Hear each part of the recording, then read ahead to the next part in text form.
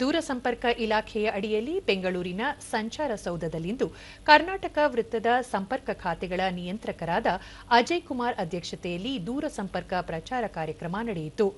ಈ ವೇಳೆ ಸಿಡಾಟ್, ಐಟಿಐ, ರಾಷ್ಟ್ರೀಯ ಕೌಶಲ್ಯ ತರಬೇತಿ ಸಂಸ್ಥೆ, ಬಿಎಸ್ಎನ್ಎಲ್ನ ಹಿರಿಯ ಅಧಿಕಾರಿಗಳು, ಬಿಎಂಎಸ್ ಇಂಜಿನಿಯರಿಂಗ್ ಕಾಲೇಜು ಮತ್ತು ಬೆಂಗಳೂರು ತಾಂತ್ರಿಕ ಸಂಸ್ಥೆ ಸೇರಿದಂತೆ ಮುಂತಾದ ಪ್ರತಿಷ್ಠಿತ ಶಿಕ್ಷಣ ಸಂಸ್ಥೆಗಳ ಪ್ರಾಧ್ಯಾಪಕರು, ವಿದ್ಯಾರ್ಥಿಗಳು ಸೇರಿದಂತೆ ನವೋದ್ಯಮಿಗಳು, ದೂರಸಂಪರ್ಕ ಪರವಾನಗಿ ಹೊಂದಿರುವವರು ಪಾಲ್ಗೊಂಡಿದ್ದರು.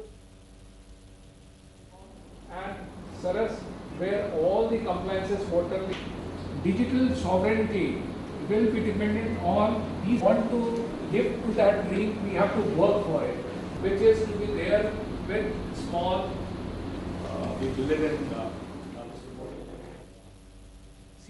ದೂರದರ್ಶನದೊಂದಿಗೆ ಅಜಯ್ ಕುಮಾರ್ ದೂರಸಂಪರ್ಕ ನಿಯಮಾವಳಿ, ವ್ಯವಹಾರ ಅವಕಾಶಗಳು ಮತ್ತು ತಂತ್ರಜ್ಞಾನ ಪ್ರಗತಿಗಳ ಬಗ್ಗೆ ಉದ್ಯಮಿಗಳು, ದೂರಸಂಪರ್ಕ ಪರವಾನಗಿ ಹೊಂದಿರುವವರು ಮತ್ತು ವಿದ್ಯಾರ್ಥಿಗಳಿಗೆ ಜಾಗೃತಿ ಮೂಡಿಸುವುದು ಈ ಕಾರ್ಯಕ್ರಮದ ಉದ್ದೇಶವಾಗಿದೆ.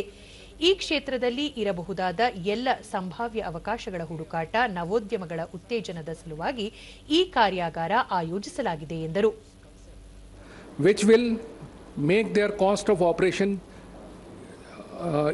cheaper and more profitable.